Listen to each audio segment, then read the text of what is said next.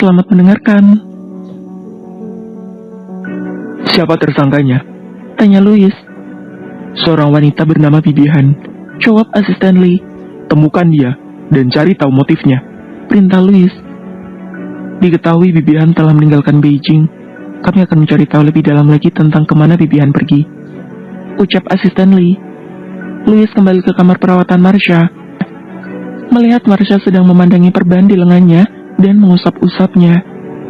Apakah masih terasa sakit? Tanya Louis. Marsha menengadahkan kepalanya dan memandangi Louis dengan tatapan yang menyedihkan. Kenapa kau menangis? Tanya Louis seraya menghapus air mata Marsha agar tidak terjatuh. Mengapa selalu saja ada orang yang ingin menyakitiku? Tulis Marsha. Hati Louis rasa ingin lepas dari tempatnya. Dulu, dia termasuk orang yang selalu menyakitinya. Louis dengan segera memeluk Marsha. Tenanglah, ada aku di sini. Sekarang, tidak akan ada yang bisa menyakitimu. Ucap Louis. Apa kau percaya kepadaku? Tanya Louis penuh harap. Marsha mengangguk. Iya, aku percaya kepadamu. Tulis Marsha. Beristirahatlah. Aku tidak akan membiarkan luka ini meninggalkan bekas di kulitmu. Janji Louis. Louis menyelimuti Marsha. Malam ini, Louis akan tidur di sofa. Namun Marsha menarik tangan Louis dan menariknya.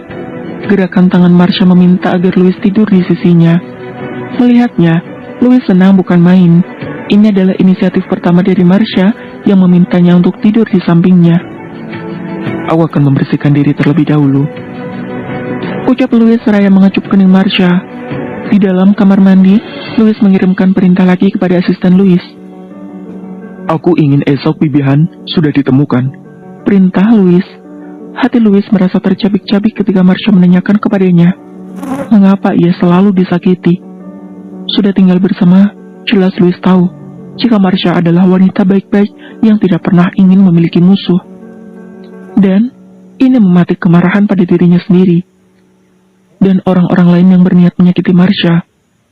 Ketika Louis selesai mandi, Marsha sudah terlelap. Louis merebahkan diri di sisi Marsha, hal yang tidak pernah hampir Louis lakukan seumur hidupnya, tidur di rumah sakit. Bahkan ketika kakek Liu sakit, Louis lebih memilih menyulap pavilion rumah utama menjadi rumah perawatan kakek Liu. Di pagi hari, Louis sudah seperti perawat pribadi Marsha, melap tubuh Marsha, menyuapi makannya. Apa kau tidak pergi bekerja? Tulis Marsha. Tenanglah, di sana pekerjaan utamaku adalah mengambil keputusan. Selebihnya, para asisten dan pekerja lainnya yang akan mengerjakannya. Jawab Louis. Oh baiklah, terserah bos besar saja. Tulis Marsha. Kau ini. Ucap Louis sembari mencubit lembut hidung Marsha. Axel masuk dan melihat pemandangan seperti ini, sungguh ikut merasakan bahagia untuk sahabatnya ini. Hari ini Nyonya Liu sudah diperbolehkan pulang, namun tetap perhatikan perawatan lukanya ya. Ucap Axel. Baik, terima kasih. Tulis Marsha seraya tersenyum. Tiba-tiba Louis menghalangi berdiri di antara Marsha dan Axel. Hei, kau kenapa? Tanya Axel heran. Louis hanya diam tak menjawab. Louis tak senang hati melihat Marsha tersenyum manis kepada Axel. Jika kau sudah selesai memeriksanya, kau sudah boleh keluar sekarang. Perintah Louis seraya mendorong Axel keluar kamar rawat inap itu. Hei, ini apakah kau sedang cemburu? Tanya Axel. Cih, cemburu kepalamu. Ucap Louis seraya menutup pintu tepat di depan wajah Axel. Dasar bocah. Ucap Axel menggelengkan kepalanya dan meninggalkan mereka. Louis menerima panggilan ponsel dari asisten Lee. Tuan, orangnya sudah ada bersama kita. Lapor asisten Lee. Baik, aku akan ke sana. Ucap Louis. Aku akan segera kembali. Ada hal penting yang harus aku kerjakan. Ucap Louis kepada Marsha. Jika butuh sesuatu, hubungi aku atau Axel. Kau kuizinkan merepotkannya seumur hidupnya. Asal, jangan tersenyum manis seperti tadi kepadanya. Ucap Louis. Jadi dia menghalangi tadi itu hanya karena tak ingin aku terlihat tersenyum kepada Axel. Pikir Marsha. Iya, kau bersibuklah. Aku akan beristirahat dengan baik di sini. Tulis Marsha. Louis pun bergegas meninggalkan rumah sakit. Asisten Lee telah menemukan Bibi Han dan membawanya ke Liu Corporation. Bibi Han duduk dengan cemas di hati karena sudah tertangkap. Ceklek. Louis memasuki ruangan tersebut. Suhu terasa semakin dingin. Louis duduk dengan elegannya di sofa sembari menyilangkan kedua kakinya. Katakan semuanya dengan jelas, Ucap Louis kepada Bibi Han. Tuan, aku tidak mengerti apa yang kau bicarakan. Mengapa kau membawaku ke sini? Ucap Bibi Han membela diri. Louis memandang ke arah asisten Lee. Lalu asisten Lee memberikan beberapa lembar foto kepada Bibi Han. Itu adalah foto preman yang tangannya telah patah kanan dan kiri. Bibi Han terkejut bukan main. Sial, semua sudah terbongkar. Tidak ada jalan lain selain mengaku, pikirnya. Tuan, maafkan aku. Ini hanya mengikuti perintah saja. Bibi Han akhirnya mengaku. Katakan lebih jelas. Perintah Louis. Ini semua adalah ide Nona Reina yang memintaku melakukan itu semua. Menaruh kamera tersebut, lalu aku memberikannya kepada Nona Ai. Ucap Bibi Han. Sungguh, untuk yang lainnya aku tidak mengetahuinya. Ucap Bibi Han. Apakah mereka juga yang meminta para preman itu untuk menyerang Nyonya Liu? Tanya Louis.